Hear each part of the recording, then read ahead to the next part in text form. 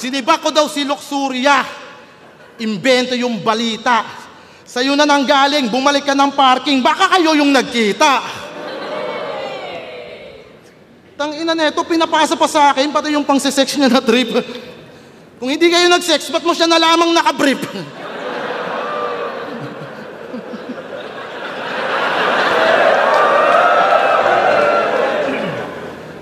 Kaya wag kang pabida.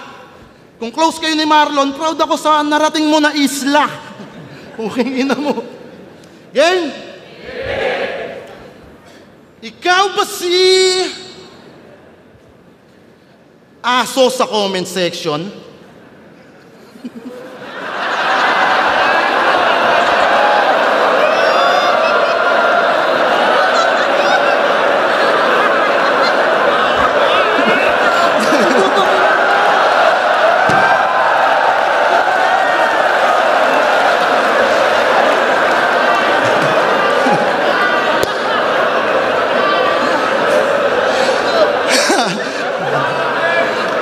Wala, natalo na.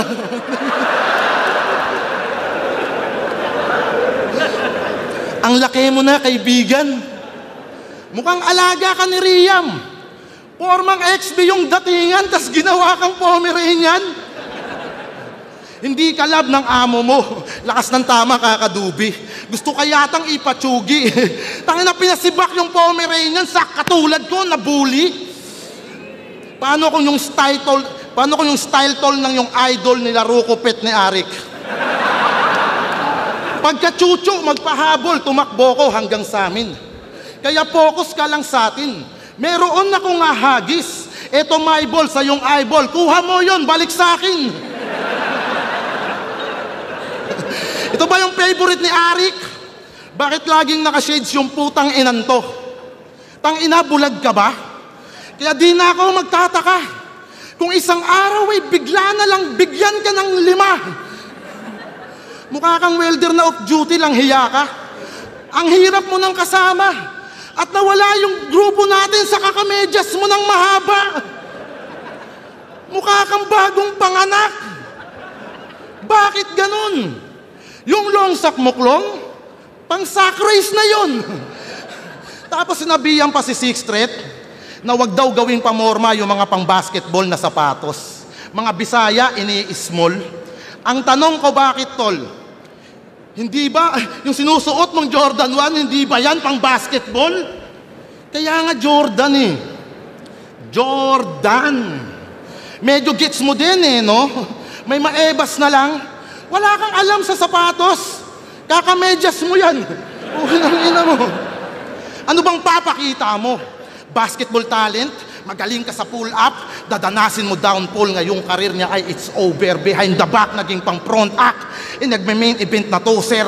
Kada sampa, spitfire, nag-aapoy parang invoker.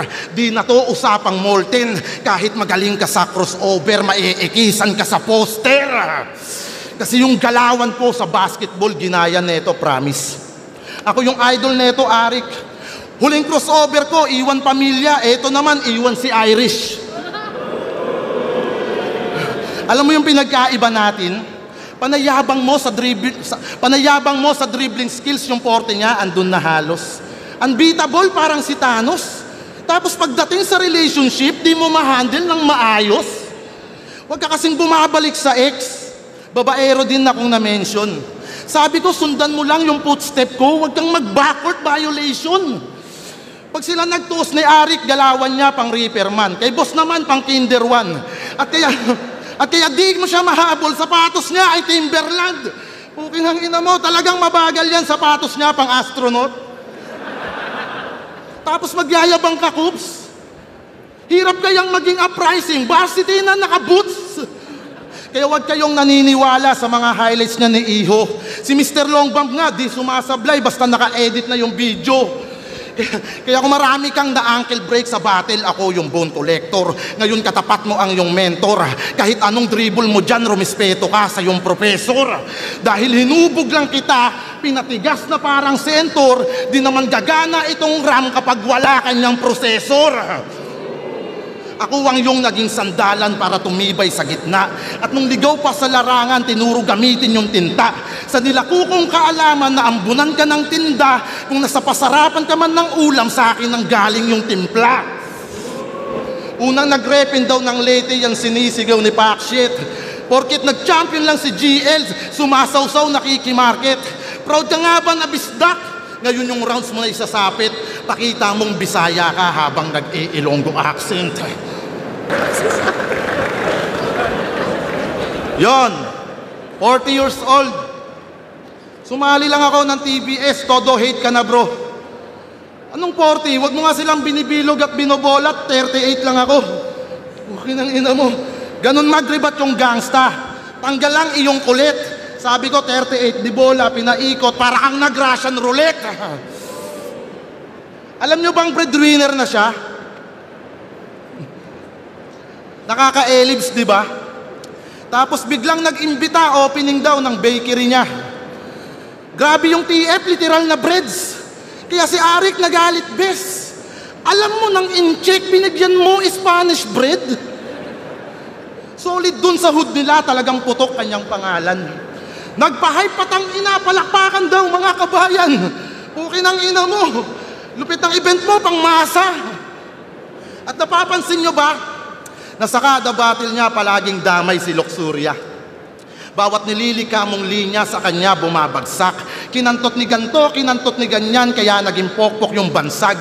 Gamit na gamit niya si Luxuria kung san-san nilalantad, tas ililink mo sa iba, ikaw nga tong lumalaspag. Gago ka ba? Kakantot ka ng mutant, bibintang mo sa iba? Kaya ipapakita ko yung difference ng sa battle rap legitimate. Mga heavy bars, ine-elevate, mga wordplay na sinisimplicate. Hindi to gay shit na parang ultimate, walang kagaya o nire-replicate. Kapag na-trigger na, ito'y accurate. At nagbabars pa ako, wag kang nagbe-vape. Putang ina mo. Bobo ang puta. Putang ina. Kakadistract ang puta. Ano? Magtitricks ka ba? Pasikat ka sa crowd? Kahit anong bilogbo dyan, mas lulutang pa rin yung aking round. Gago! Okay nang ina. Nandidistract pa ang puta. Akala niya yata uubra. Ngayong kinuha ko na yung vape, wala na yang ibubuga. Accurate ni puta. Pag na-trick, puta. Pero tinalo ka daw ni Badang. Isa kang Makata na stupid. Tinalo ka ni Badang. Yung kasunod na nun niyaw, lubid. Dinamay pa si Chelsea May, tamod naman isang patak. Insensitibo, palibasa, wala ka pang anak. Kaya kinarma ka agad. Kasi nag-break sila ni Irish, wala na rin yung konting chance. Si Badang nang hawak ng kamay, ikaw nawalan ng ka-holding hands. Puta, nandamay pa ng bata, kala mo astig ka doon, kaya madamot yung biyaya at hindi ka magkaroon. Meron na nakasiping to, bumilang din ilang taon. Anong silbi ng titi mo? Pang ihi-ihi lang, ganon? Kung hindi makabuo, yan na ay karma sa'yo. Wala kang magiging bunso, walang magiging apo. Sayaw na lang sa ubando ang mapapayo sa'yo, kaso papano si Irish inabando na to. Ikaw si Benjamin Button, pinanganak ang menopause. Saklap di baklong, pero di ko sinasabing baog ka. Alam mo na yun. Alam nyo ba yun? Kanta niya yun. Ang tamlay ng iyong talong, walang baby gang ngayon. Panay ka lamang daw baon, pero betlog mo ay parang kinapon. Umay! Kahit bigyan mo ng 2 wives, sa battle nakakabuo ka ng 4 bars, pero sa PT di man lang maka 2 lines. Tangina, may solusyon pa dyan si Lola, wag ka munang malumbay. Pag nagtitinola ka, damihan mo yung malunggay. Nabuhay sa katas ng rap at sumarap yung pamumuhay. Kaso lang yung masaklap kanyang katas di makabuhay. Kaya ang pagiging tatay sadyang di niya alam. Aminin mo na ring inggit ka lang kay Tito Badang. Ang magkaroon ng mag-ina doon si Tiho Takam, hangad niya na inaanak hanggang pangninong na lang. Hanggang comedy ka lang, iba pa rin ang iyong kuya. Kung baga yung bakod niya na paglumaan yung pintura. Dali lang magbigay ng kabag kung yun gusto nilang makuha. Pero ang manatili na lang ganyan, yan ang di ko masisikmura. Wala akong shit sa iyong estilo kung dyan naboost ang iyong karir. Pero dapat gamitan ng talino para may sense at may appeal. Sige, ikaw na yung paborito. Ikaw na yung nakakaaliw. Pero kung di mo mahihigitan si Sinyo, kahanay mo lang si Manda Baliw. Matatapos na yung laban. Wala naman nagkulang sa atin. Hindi mo gagayahin yung ginawa ko kay Looney kasi di naman kita kukupalin. Alam mo, mahal kita. Yo! Nakasama ko to sa Ispakol.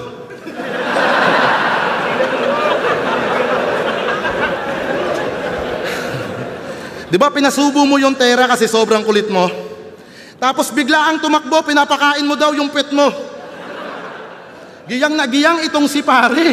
Talagang napilit mo, Brad. Nangangatal pa niyang sinabi na ate, willing to add. Utang ina mo. Pero maiba, sabi niya kay Sixth Street, mas pinili mo yung PSP kaysa sa flip-top tarantado. Kaya anong tirador, baka traidor, di ka malinis magtrabaho. Wow! Ang lupit-lupit ni Gago. Yan ang real MC. Sinasabi niya yon habang nagbabattle silang dalawa sa PSP. Mas pinili niya yung PSP? Nakakahiya naman. Di ba driver ngayon ni Pibus yung kapatid mong si Tingting? At pinag-handle niya ng coffee shop yung kuya mo na si Pingping. Mukhang palyado kanyang linya. Nagka-crisis daw sa liga. Kaya unti-unti niya doon in-evacuate kanyang pamilya. Sa pandurugas kanyang dunong, doon niya lang pinapagana. Kapag namera tong si Dudong, may pamilya pang kasama. Anong galawan yan, pinaga? Wala na ba pigang-pigana? Ginawang driver kanyang utol para makatapak lang sa kwarta, putang ina. Kaya Gaza is real, tinae, bituka, nak ng puta ang galing. Pati yung mga wordplay kong sarcastic, dinagawang palagpasin. Mga pang-uulol kong adlib, ginagaya niya na rin. Pag di bumenta kanyang accent, siya'y wala na ding dating, wala na bang ibang daan, nakiki-anyway na rin. Kaya wag mo sa aking iyabang yung bunga ng karera mo. Mababaw man kitang sugatan, tsak patay sa tetano. Hindi ka aangat sa akin, battle mo, pruweba bro. Hanggang ngayon, nasa ilalim ka ng impluensya ko. At pag-usapan naman natin yung pagiging obsessed mo kay Flo G. Mapamusic at pormahan, ginagaya ni Papi. Naging routine niya araw-araw, bantayan lang si Archie. Bantayan lang si Archie. Kada ganap, laging ganon, nakasunod siya palagi. Paglipas ng ilang taon, ayun, kinulab niya si Manggi. Di ba kaaway mo si Manggi? Anyari. Kasi bata ka niya dati. Ngayon may kanta si Flo G kung saan andoon si Manggi, tapos di ka kasali. Ang sakit-sakit nun body, may kurot at dalamhati pag sa isip mo sumagi. Puta, galing ka ng FT, ginagaya mo yung outfit, tapos yung kapit si Manggi? O nasa na yung promises na kayo ay magkukulabo, magmumusik din sa scene? Ikaw na iwan na obsessed at yung tuwid niya na pangako na gawang baluktutin.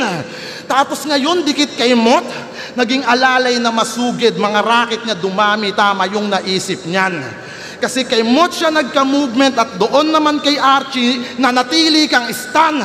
Lahat utang mo kay Tomas. Kaya wag kang napapanatag kung saan ka nakatapak.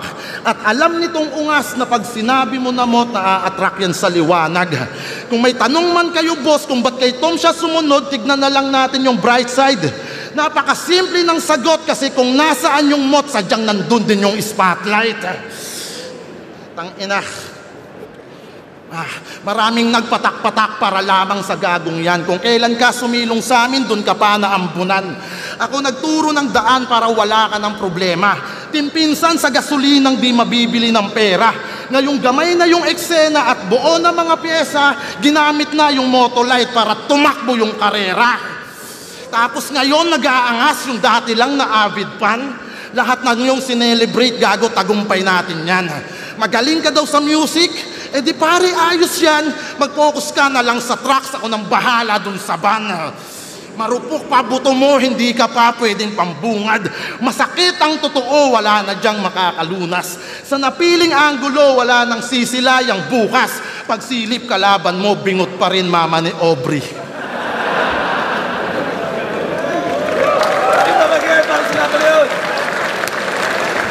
Flip top po na versikulo 13. Kera verse lift crab para sa isa buhay 2025. Magigay, isa pang beses para sa kanilang pareho. Ang boto ng Urado, advancing sa tournament, 5-2. Magigay para kay Lip Cram. Tanggal ka na. Sorry, tangay na. Wala, ano ka daw eh. Yun, gusto ko lang pasalamatan syempre OJ Liro, Chillionaire, Authentic Thugs, yan, supportahan nyo itong merch namin na napakalupit.